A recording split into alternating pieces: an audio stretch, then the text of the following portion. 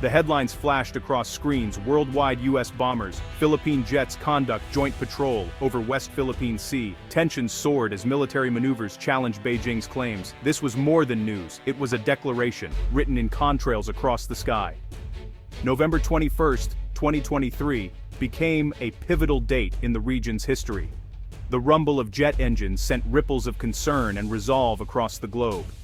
The message: these skies and waters are open. Below, the West Philippine Sea glimmered, a lifeline for global trade, a treasure chest of resources, and a source of sustenance for millions. But this beautiful expanse is also a flashpoint where territorial claims overlap and international law is fiercely contested.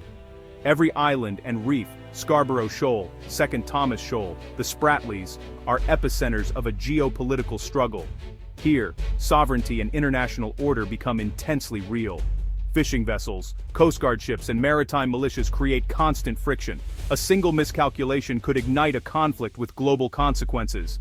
Into this charged atmosphere, 5 aircraft arrived, flying in tight, deliberate formation. They were a fusion of power and partnership, their silhouettes sharp against the tropical sun. This was no routine flight, it was a joint air patrol, a display of military capability and diplomatic resolve. The roar of their engines was a message: reassurance to allies, deterrence to adversaries. The world was put on notice. Freedom of navigation and a rules-based order would be actively defended, not just in speeches, but in the sky. The stakes were unmistakable. The world watched as history unfolded above a contested sea. The story had begun. Leading the formation were 2 U.S. Air Force B-1B Lancer bombers, symbols of American power projection. Nicknamed the Bone, the B-1B is a supersonic heavy bomber, versatile and formidable. Its presence signals America's strategic commitment to the Philippines.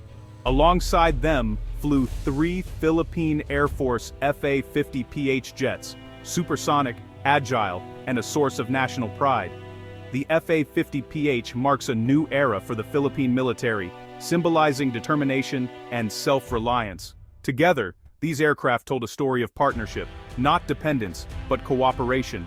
The B-1B brings reach and power. The FA-50PH brings local knowledge and resolve.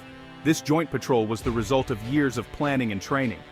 Pilots from different nations, flying different aircraft, operated as one. This level of interoperability is the bedrock of any alliance.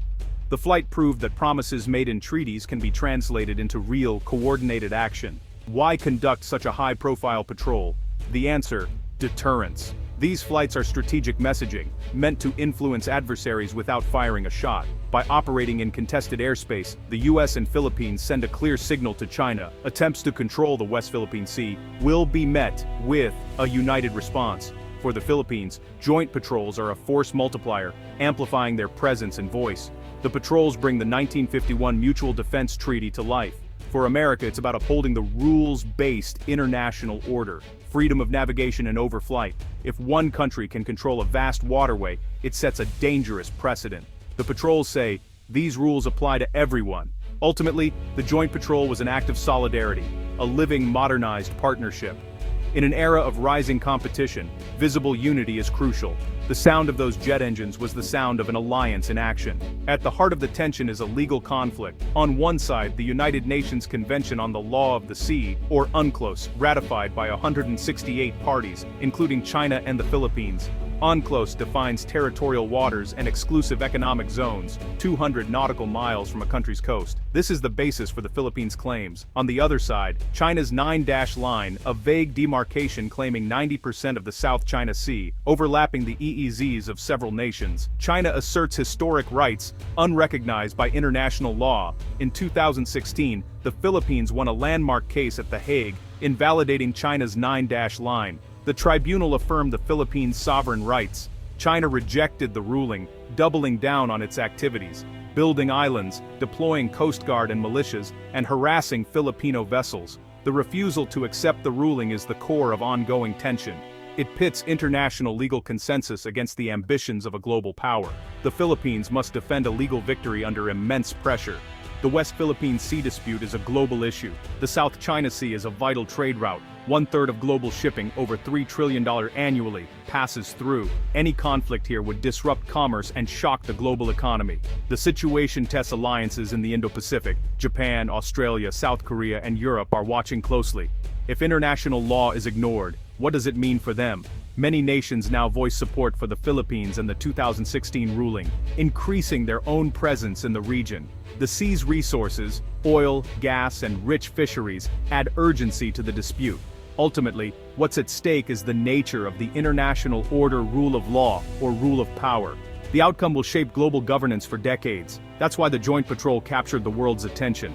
For the US, the Joint Patrol demonstrated its Pacific power and reliability as an ally. It reassured the Philippines, signaled to China, and showed the world America's commitment to regional security. For the Philippines, it was an assertion of sovereignty and a moment of national pride.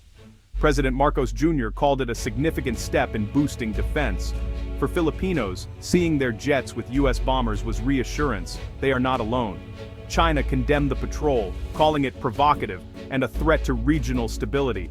Beijing accused the US of meddling and using the Philippines as a pawn.